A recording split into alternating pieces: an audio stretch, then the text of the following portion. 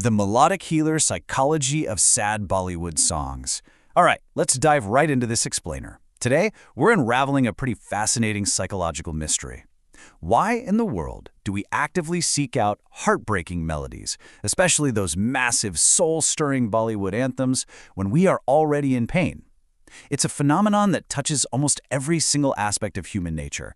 And honestly, by the end of our time together, you're going to see your own emotional habits in a completely new light.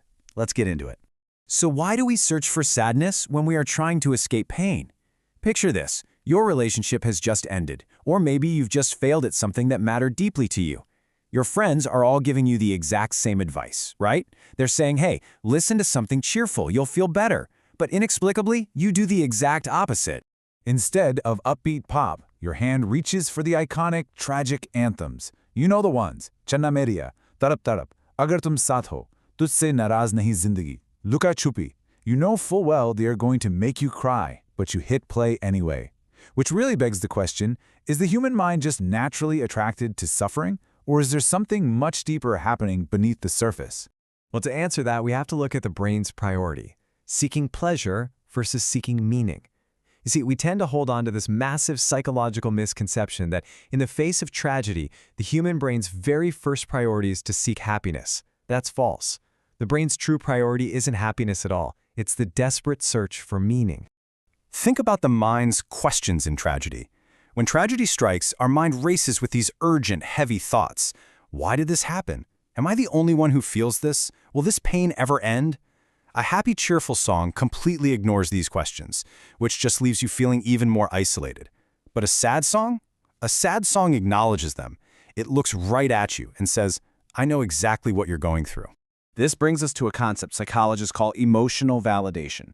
It's the process of having your psychological pain recognized and understood, which actively reduces emotional suffering. And here is the profound realization. The true opposite of emotional pain isn't joy, it's being understood.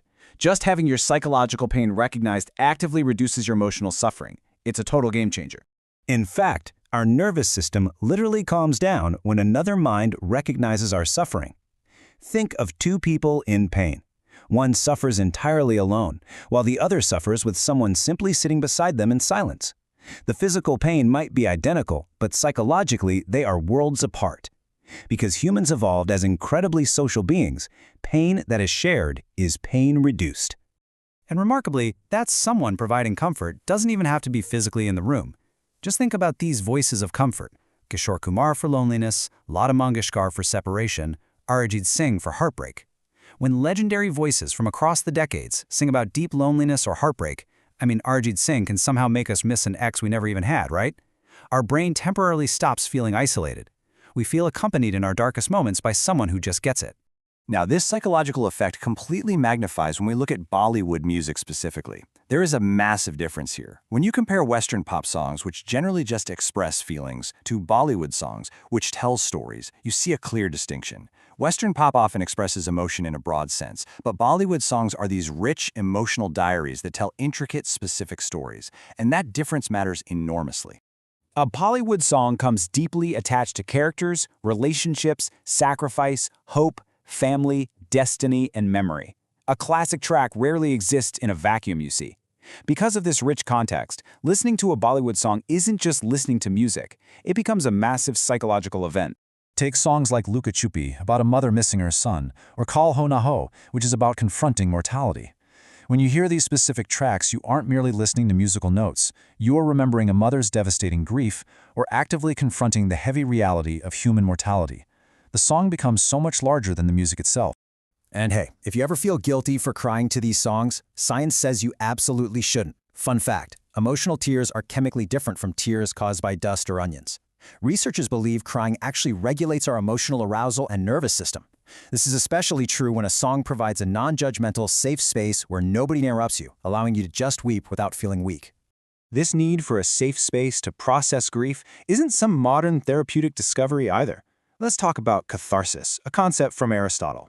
It's a safe emotional rehearsal where art allows audiences to experience fear and grief in a protected environment, leaving them feeling lighter. Over 2,300 years ago, Aristotle noticed audiences willingly paid money to watch tragedies, heroes dying, kingdoms collapsing, yet they left the theater feeling better. Art acts as this safe emotional rehearsal, letting us process heavy feelings rather than burying them. And this brilliantly illustrates an even older truth. Centuries before modern neuroscience, or even Aristotle, ancient Indian philosophy detailed this in the Natya Shastra. They described karuna rasa, the emotion of compassion, grief, tenderness, and empathy, proving sorrow is essential for understanding others. Indian aesthetics never considered sadness an inferior emotion. In fact, they asserted that experiencing profound sorrow is an absolute prerequisite to developing true human compassion. Without grief, we can never fully understand another human being. This ancient wisdom is perfectly amplified by our own biology. Think of the brain as a time machine, where music is stored alongside intense autobiographical memories. The human brain actually stores music right alongside intense emotions.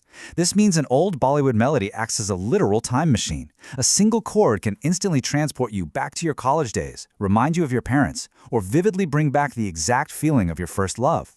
Psychologists call this framing our narrative identity. It's about organizing the fragmented pieces of our pain into a meaningful life journey.